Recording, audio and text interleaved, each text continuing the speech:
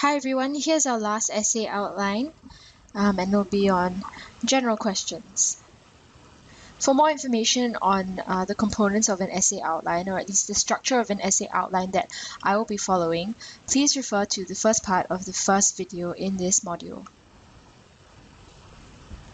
Now here are some other so-called general questions from past year A-level papers. What I mean by general is that they're very broad. The scope is very wide, and so these questions can be a bit more challenging in the sense that if your scope is too narrow because you perceive the question in a certain way, you could be significantly penalized. However, if you think you're good at tackling such questions, if you know enough about the subject matter to be able to address the question with a very broad scope, then go ahead by all means. Anyway, for today, we'll be going through this question, which is from the 2012 A-level paper. Is violence ever justified? And this essay outline, this video, is based on an essay outline from my good friend Lai Ann. So first, what do we mean by justified? Well, we want to weigh the harms and the benefits of violence, or perhaps consider whether violence can be ethical or not, and therefore whether it's justified. Now we need to look at this word ever, because this suggests to us that violence is not tolerated in the majority of circumstances. Because the phrasing is violence ever justified? Like, can you really imagine that violence could be justified in some cases? So our yardstick, to be able to say yes to this question, we only need to show that in some cases, maybe in just one or two cases, violence is justified. So now for the scope of this question, which we need to consider because it's such a broad question, so open-ended. Well, we will want to consider violence between individuals, on a societal level and national level, or even between different countries. And our examples and arguments should cover these different levels to have a sufficiently broad scope. Now, brainstorming of arguments. Why might violence be justified? We can say it's acceptable when it's used to punish, as it serves the retributive arm of the justice system and deters future crime. Next, violence is acceptable when used for self-defense, as it prevents individuals or states from coming to further harm. Fairly straightforward arguments. Why is violence not justified? Well, it undermines social stability and order while causing physical harm to others. This is the most obvious argument for this side. Even when violence is used for the supposedly justified purposes of self-defense and punishment, it is not condoned in excess.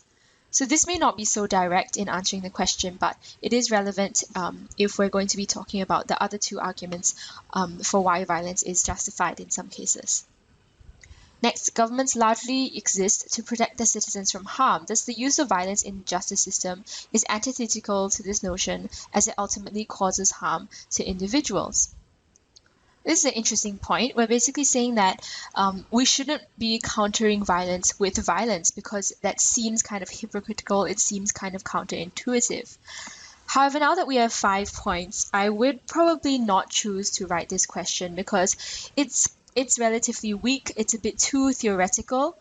Just because something seems counterintuitive doesn't necessarily mean that it is. Because ultimately, regardless of what problem you're trying to address, we're saying with our other arguments here that violence is necessary, is justified, is very effective in serving certain purposes, such as that of justice. So let's check for examples for the 4 points that we've chosen about violence serving the retributive arm of justice. We use an example of Singapore, where caning is a mandatory punishment for certain offences. Violence in the case of self-defense, we can talk about the Gulf War, where Kuwait acted in self-defense and managed to remain a sovereign country. Now, how violence can undermine social stability and order, and why therefore people consider violence a bad thing. We can say Russia's annexation of Crimea resulted in worldwide condemnation and Russia's suspension from the G8. Now, if you watch the last video on history, it's interesting because this example was also used in that video for one of the points. So this is a good example of how different examples can be used for different arguments when framed differently. Next, violence is never condoned in excess. So father and son who apprehended a robber in their house in Malaysia, but subsequently beat him to death, were both charged with murder. So they could have claimed that they were acting in self-defense, but that was really extreme self-defense. Now, how do we sequence our points? Well, we start with the most obvious straightforward point. Violence is not acceptable because it undermines social stability and order. And then we say, however, it can be acceptable when used for the purposes of self-defense. So when someone else starts being violent first, and then someone else has to respond in self-defense, then violence can be justified. Then violence is acceptable when used to punish, as it serves the retributive arm of justice. So this point has actually been about individuals, and this point has been about states when it comes to who is executing that violence. And then we say this point about violence never being condoned in excess.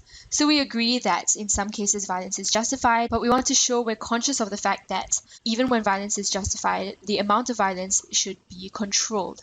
Now here's an extra point, an interesting point, that is neither for or against the question directly. That said, whether violence is justified is arguably sometimes not so clear-cut. Whether the purposes it is used for are legitimate perhaps depends on the perspective of the individual. And I'll elaborate more on why we put this point in later when we come to it. Now for a mini introduction. The context. Murder, physical assault, shootings, violence in almost all its forms is outlawed by all states around the world. On an international scale, the use of physical force, such as Chinese attacks on fishing vessels in the South China Sea, is often condemned by the international community as well. So already here we show some awareness of the scope of this question.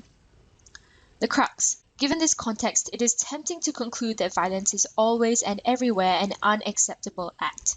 Yet while taking an absolute view is tempting, it is also wrong. So we're showing awareness of the significance of the word ever in the phrasing of the question. Now our thesis. Violence is indeed not justified in most cases, except for in self-defense, for punishment and deterrence. Yet even when it is justified, violence in excess should not be condoned, no matter its intended purposes. This is a very concise summary of our stance and our reasons for it.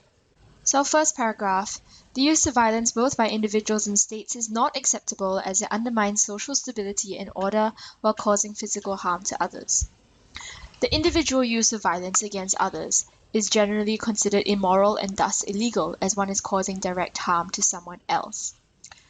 Furthermore, allowing violence would risk societies degenerating into anarchy and instability, which is detrimental for all. In the international sphere too, countries are condemned for acts of violence. Example, the Iraqi invasion of Kuwait during the Gulf War resulted in widespread international condemnation of Iraq and punishing US economic sanctions.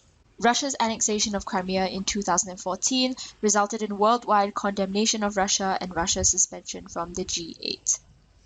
So we talk about individual level and international level, and here we even give two reasons for why violence on an individual or societal level is bad and considered wrong.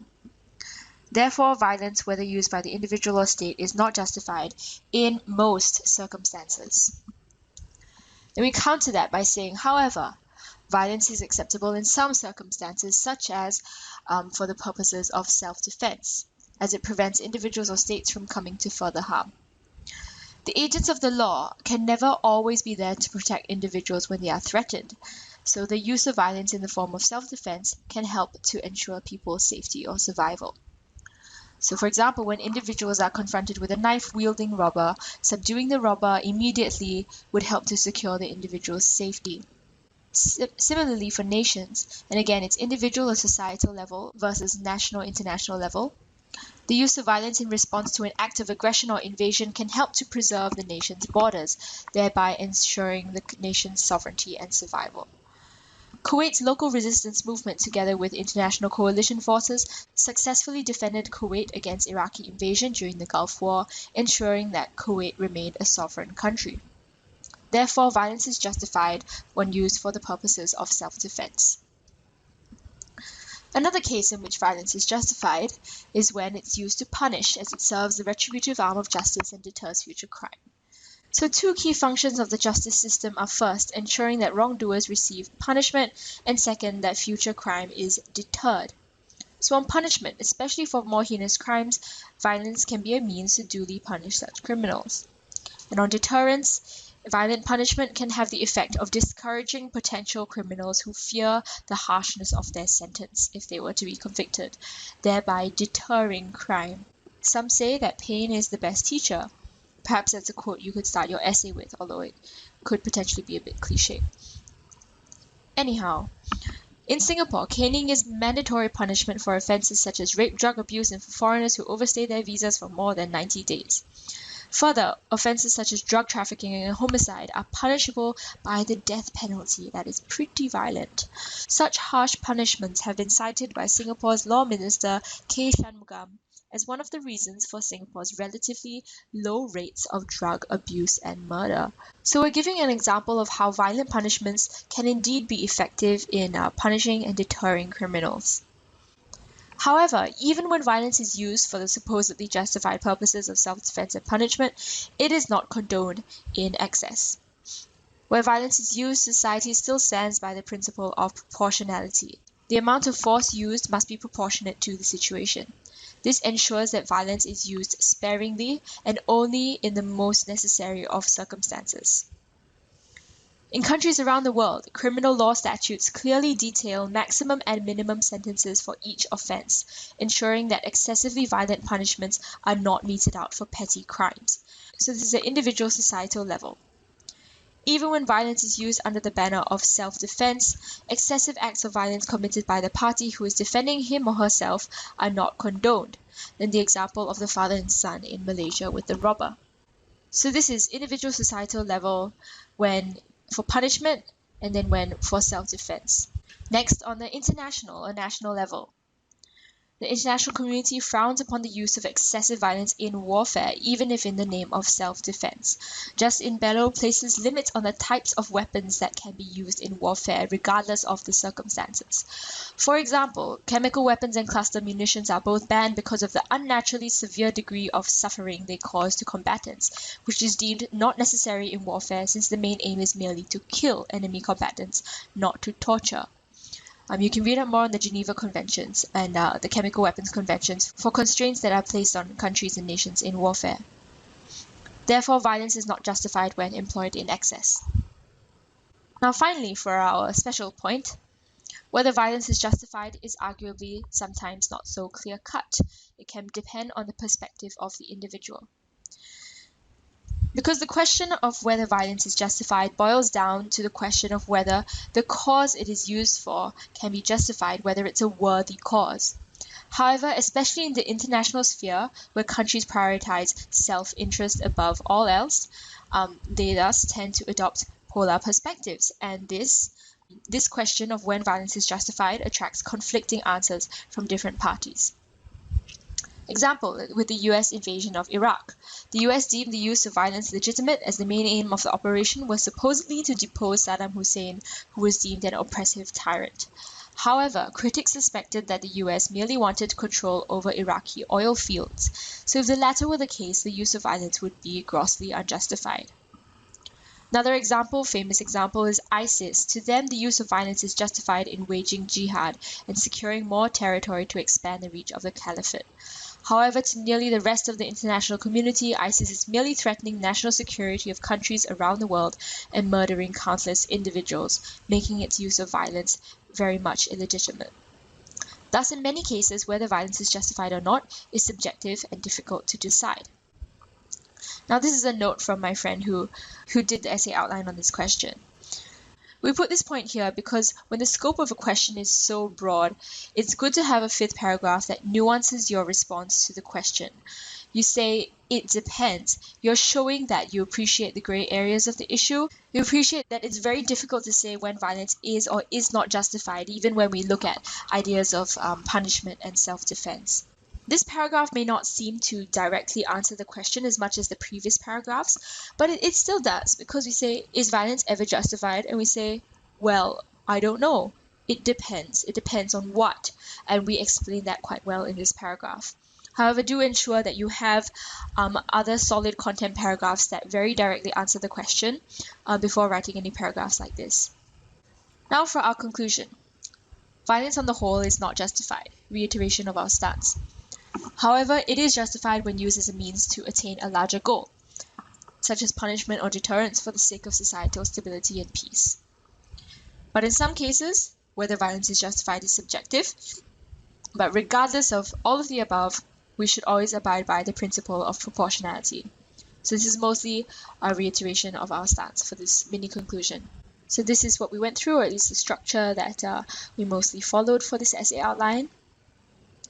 That's all for this video and for this module.